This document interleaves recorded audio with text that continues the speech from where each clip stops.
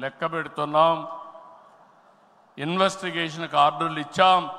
తప్పకుండా ఒకటే చెప్తున్నా, ఎవరు అవినీతి చేసినా కక్కిచ్చే బాధ్యత ఎన్డీఏ ప్రభుత్వం తీసుకుంటామని మీ అందరికీ విజ్ఞప్తి చేస్తున్నా.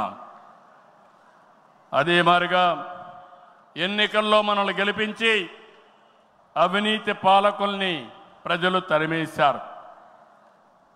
అక్రమార్కుల్ని శిక్షించే బాధ్యతలు మనకిచ్చారు.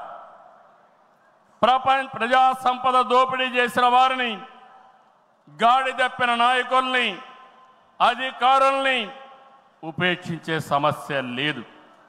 తప్పు చేసిన వారికి ఆలస్యం కావచ్చేమో కానీ శిక్ష తప్పదని మరొకసారి ఈ సందర్భంగా విజ్ఞప్తి చేస్తున్నా. మనం అధికారం చేపట్టి ఏడాది అయింది.